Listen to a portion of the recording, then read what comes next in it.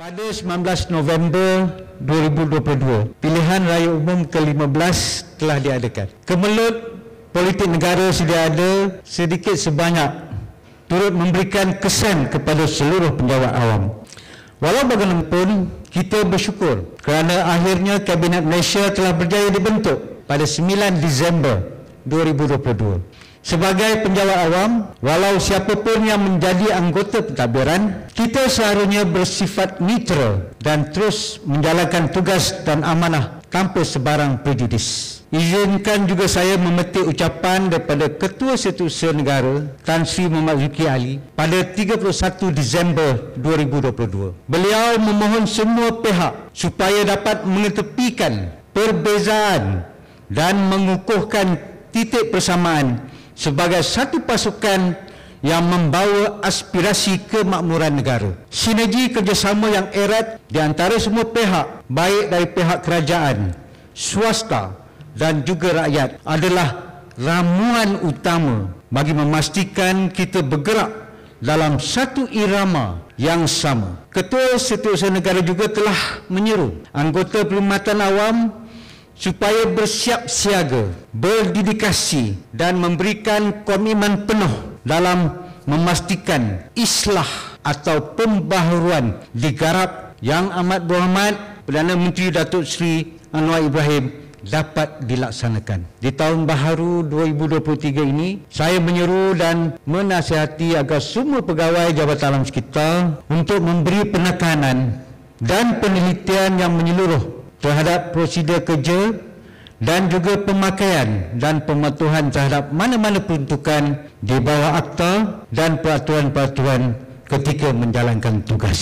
Berkaitan hal ini juga, saya mengharapkan kita sentiasa membuat penambahbaikan secara berterusan dalam semua aspek pelaksanaan dan tanggungjawab serta skop kerja JAS supaya ia dapat memenuhi tuntutan orang awam ke atas pemeliharaan dan pemuliharaan alam sekitar dari semasa ke semasa dan juga pada masa akan datang. Sehubungan dengan itu, inisiatif penubuhan think tank di bahagian-bahagian ibu jabat telah dilaksanakan dengan matlamat utama untuk menangani isu-isu kritikal yang telah lama membelenggu JAS. Saya amat berharap agar think tank JAS memainkan peranan yang penting dalam memastikan penyelesaian yang holistik dapat ditemui dan isu-isu kritikal serta berulang ini dapat menemui titik noktah setelah sekian lama ianya berlaku. Pada tahun ini, satu sesi bengkel pembinaan model perjawatan JAS akan diadakan bersama pihak JPA bagi memperkukuhkan kertas kerja berkaitan pengukuhan perjawatan JAS. Usaha pengukuhan perjawatan JAS ini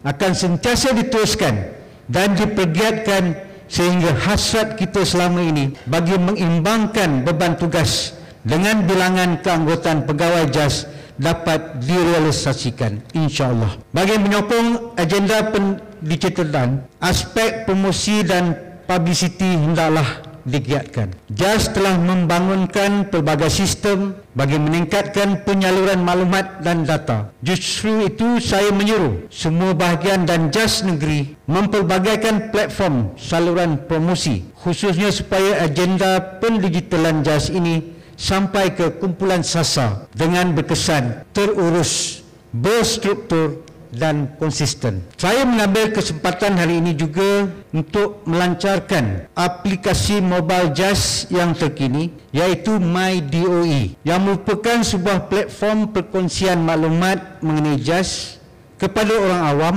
yang terdiri daripada maklumat perundangan, garis panduan, standard kualiti, selain daripada itu statistik, borang dan juga tips-tips alam sekitar, serta ia membolehkan pegawai JAS atau orang awam merujuk kepada buku akta secara paperless tanpa perlu membawa buku tersebut ke mana-mana. Tidak lupa saya ingin mengingatkan semua warga JAS dalam dunia digital, semakin banyak kita menggunakan internet, aspek keselamatan cyber perlu dipertimbangkan. Pada masa ini terdapat pelbagai isu jenayah cyber seperti pengkodaman, penipuan dalam talian seperti scam, pengubahsuaian program atau data komputer, pencurian maklumat dan lain-lain yang perlu kita cakna bersama. Kita perlu ingat, di luar sana juga terdapat orang yang mungkin berniat jahat atau mencuba-cuba jadi jahat atau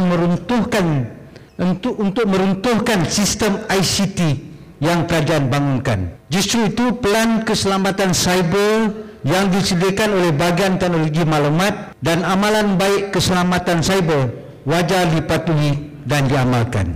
Isu melibatkan accountability dan integriti dalam kalangan penjawat awam sering diperkatakan oleh masyarakat. Isu penyalahgunaan kuasa, pembaziran, rasuah, ponting kerja dan sebagainya sering menjadi bahan perbualan, khususnya di media sosial.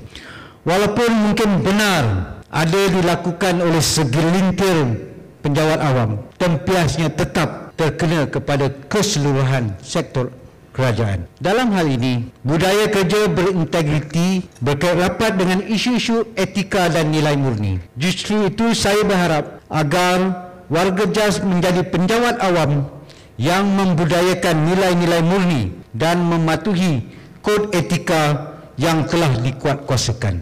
Untuk makluman, pelbagai aduan integriti telah diterima melalui pelbagai saluran seperti melalui Suruhanjaya Integriti, Agensi Penguatkuasaan, Biro Pengaduan Awam, Suruhanjaya Pencegahan Rasuah Malaysia, Jabatan Perkhidmatan Awam dan seumpama. Sebahagian aduan berasas dan sebahagiannya tidak berasas. Secara ringkasnya, boleh dikatakan aduan-aduan berkenaan sebahagian daripadanya berpunca daripada persepsi orang awam terhadap jabatan.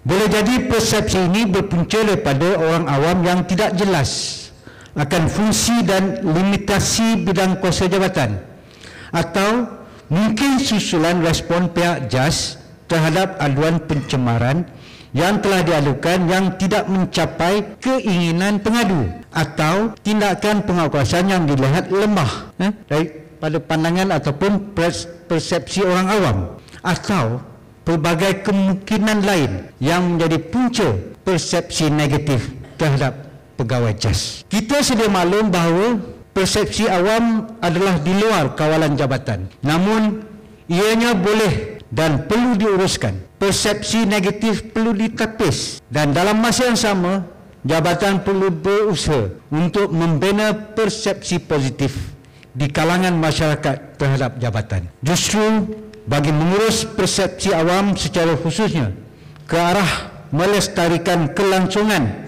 amalan pembudayaan integriti dalam perkhidmatan awam, 4 perkara berikut perlu diamalkan oleh warga JAS. Yang pertama, mengikhlaskan niat dalam melaksanakan kerja yang dipertanggungjawabkan dan diamanahkan bagi mendapatkan keredaan Allah Subhanahu wa taala. Yang kedua, menjadikan integriti dan amalan tabik urus sebagai nilai utama dalam pekerjaan dan elemen penting dalam pengurusan organisasi. Dan yang ketiga, meningkatkan iltizam untuk bekerja bersungguh-sungguh bagi memberikan hasil yang berkualiti dan memberi manfaat. Setiap pegawai perlu bersikap profesional, proaktif dan kreatif dalam melaksanakan tugas, khususnya dalam menangani sebarang masalah ataupun isu-isu yang berbangkit. Dan yang keempat, menjauhkan diri dari sifat-sifat mazmumah seperti menjadikan umpatan dan berpuak-puak itu sebagai norma dalam waktu bekerja, menyeleweng, salah guna kuasa, menipu, terlibat dalam rasuah dan sebagainya dalam pekerjaan. Saya percaya dan yakin setiap daripada kita mampu untuk bekerjasama dalam membudayakan perkara-perkara ini. Keseronokan di tempat kerja akan wujud dengan sendirinya apabila masing-masing mengamalkan nilai-nilai murni, khususnya 4 perkara yang saya nyatakan tadi. Akhir kata, saya juga berharap dengan kehadiran tahun baru 2023 ini, semua warga JAS dapat mengekalkan momentum kecemerlangan dalam memberi perkhidmatan yang terbaik kepada rakyat dan negara, supaya alam sekitar negara kita terus terpelihara. Saya sudahi dengan lafaz wabillahi taufiq wal hidayah. Assalamualaikum warahmatullahi taala wabarakatuh. Terima kasih.